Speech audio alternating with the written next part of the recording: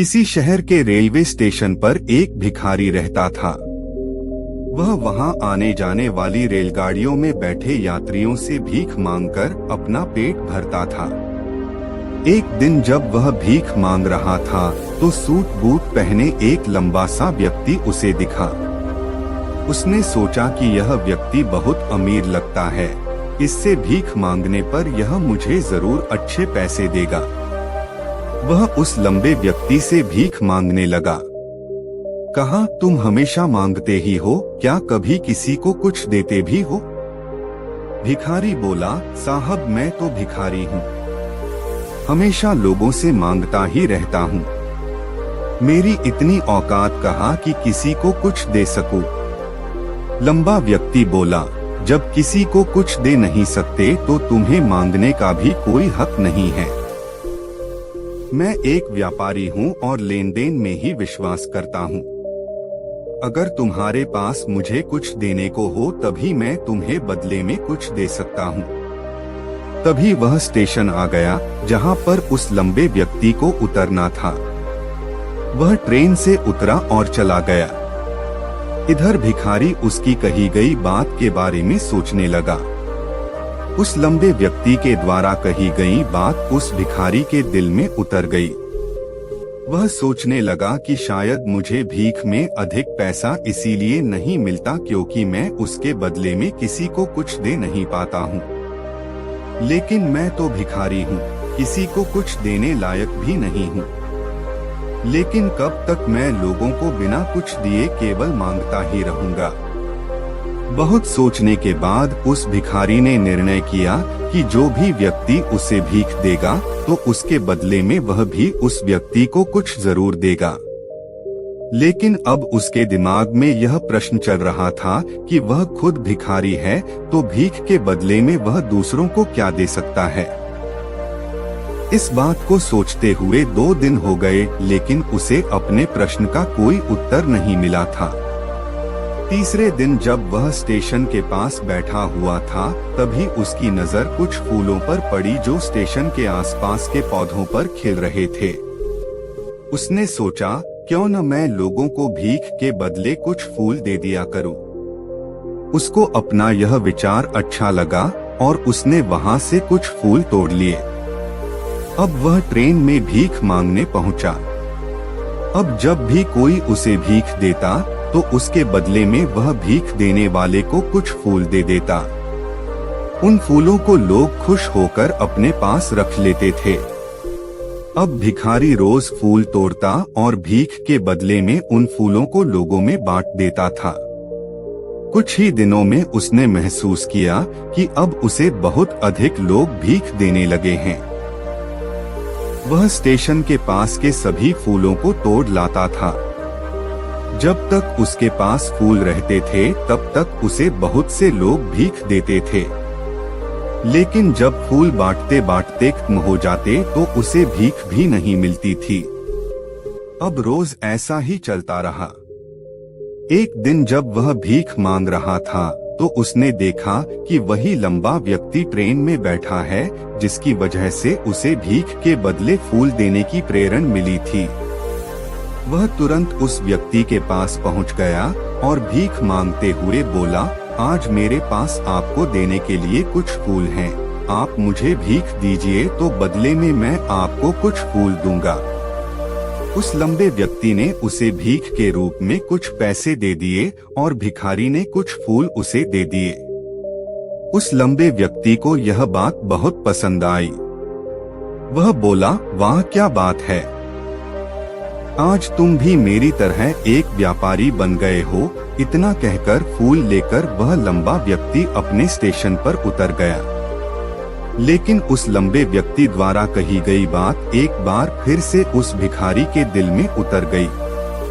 वह बार बार उस लंबे व्यक्ति के द्वारा कही गई लाइन के बारे में सोचने लगा और बहुत खुश होने लगा। उसकी आंखें अब चमकने लगी। उसे लगने लगा कि अब उसके हाथ सफलता की वह चाबी की ऑफ सक्सेस लग गई है जिसके द्वारा वह अपने जीवन को बदल सकता है। वह तुरंत ट्रेन से नीचे उतरा और उत्साहित एक्साइटेड होकर बहुत तेज आवाज में ऊपर आसमान की तरफ देखकर बोला, मैं भिखारी नहीं हूँ, मैं तो एक व्यापारी हूँ। मैं भी उस लंबे व्यक्ति जैसा बन सकता हूँ, मैं भी अमीर बन सकता हूँ। लोगों ने उसे देखा तो सोचा कि शायद यह भिखारी पागल हो गया है, और अगले दिन से वह भिखारी उस स्टेशन पर फिर कभी नहीं दिखा। लेकिन 6 महीने बाद इसी स्टेशन पर 2 व्यक्ति सूट बूट पहने हुए यात्रा कर रहे थे। दोनों ने एक दूसरे को देखा तो उनमें से एक ने दूसरे से हाथ मिलाया और कहा, क्या आपने मुझे पहचाना?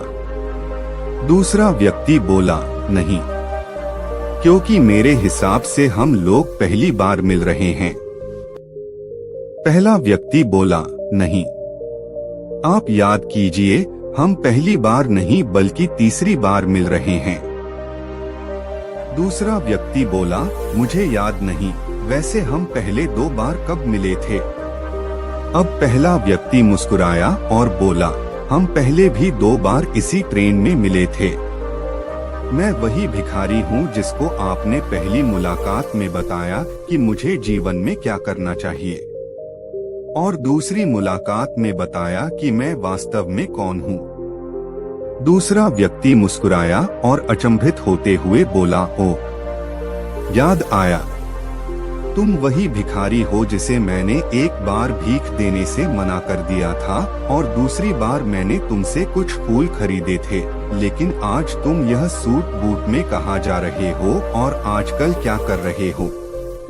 तब पहला व्यक्ति बोला, हाँ, मैं वही भिखारी हूँ, लेकिन आज मैं फूलों का एक बहुत बड़ा व्यापारी हूँ और इसी व्यापार के काम से ही दूसरे शहर जा रहा हूँ। कुछ देर रुकने के बाद वह फिर बोला, आपने मुझे पहली मुलाकात में प्रकृति का रहस्य बताया था जिसके अनुसार हमें तभी कुछ मिलता है जब हम कुछ देते हैं। लेन देन का यह नियम वास्तव में काम करता है। मैंने यह बहुत अच्छी तरह महसूस किया है, लेकिन मैं खुद को हमेशा भिखारी ही समझता रहा। इससे ऊपर उठकर मैंने कभी सोचा ही नहीं, और जब आपसे मेरी दूसरी मुलाकात हुई तब आपने मुझे बताया कि मैं एक व्यापारी बन चुका हूँ। अब मैं समझ चुका था कि मैं वास्तव में एक भिखारी नहीं बल्कि व्यापारी बन चुका हूँ। मैंने समझ लिया था कि लोग मुझे इतनी भीख क्यों दे रहे हैं, क्योंकि वह मुझे भीख नहीं दे रहे थे बल्कि उन फूलों का मूल्य चुका रहे थे। सभी लोग मेरे फूल खरीद रहे थे, क्योंकि इससे सस्ते फूल उन्हें कहाँ मिलते। मैं लोगों की नजरों में एक छोटा व्यापारी था, लेकिन मैं अपनी नजरों में एक भिखारी ही था। आपके बताने पर मुझे समझ आ गया कि मैं एक छोटा व्यापारी हूँ। मैंने ट्रेन में फूल बांटने से जो पैसे इकट्ठे किए थे, उनसे बहुत से फूल खरीदे और फूलों का व्यापारी बन गया। यहाँ के लोगों को फूल बहुत पसंद हैं और उनकी इसी पसंद ने मुझे आज फूलों का एक बहुत बड़ा व्यापारी बना दिया। दोनों व्यापारी अब खुश थे और स्टेशन आने पर साथ उतरे और अपने अपने व्यापार की बात करते हुए आगे बढ़ गए। सीखने को मिलता है। कहानी में लंबा व्यापारी गिव एंड टेक के रूल को बहुत अच्छी तरह जानता था। दुनिया के सभी बड़े व्यापारी इसी का करके बड़े व्यापारी बन पाए हैं। इस फॉर्मूले को उसने भिखारी को भी बताया। भिखारी ने इसको अपना लिया और इसका असर उसके जीवन में साफ दिखाई भी देने लगा। वह जान चुका था कि उसे क्या करना चाहिए। अपनी लेकिन छोटी सोच के कारण वह खुद को भिखारी मानता रहा। वह स्वयं को ही नहीं पहचान पाया। वह अपने आत्मसम्मान को नहीं जगा पाया, जिसकी वजह से वह अपन भी नहीं बदल पाया। यह कहानी हमें बताती है कि हम यदि अपनी सोच बदल लें तो उससे कुछ भी हासिल किया जा सकता है। यदि हम खुद को छोटा समझते रहेंगे तो हम हमेशा छोटे ही बने रहेंगे। बड़ा बनने से लिए हमें अपने विचारों को बदलना होगा। हमें खुद के बारे में बड़ा सोचना होगा, तभी हम बड़े बन पाएंगे। कहानी में भी भिखारी खुद को भिखारी ही समझता रहा और भिखारी ही बना रहा, लेकिन जब उसे पता चला कि वह तो एक व्यापारी है, तो उसने अपना विचार बदला। अपने बारे में विचार बदलने से उसका जीवन भी बदल गया। उस लंबे व्यक्ति ने तो केवल उसका आत्मसम्मान जगा दिया था और वह इसी कारण आज भिखारी से एक बहुत बड़ा व्यापारी बन पाया था। उस लंबे व्यक्ति की बातों से उस भिखारी के जीवन में बहुत बड़ा बदलाव, बिग चेंज इन लाइफ आया। वास्तव में उस भिखारी का सेल्फ रिस्पेक्ट जाग गया था, और सेल्फ रिस्पेक्ट और कुछ नहीं बल्कि हमारी खुद के बारे में सोच, थिंकिंग अबाउट योरसेल्फ होती है। आप भी प्रकृति के इस नियम, रूल ऑफ लाइफ को सीखिए। अपना आत्मसम्मान को जागृत कीजिए, अपनी सोच को बदलिए और उसे बहुत बड़ा बनाइए।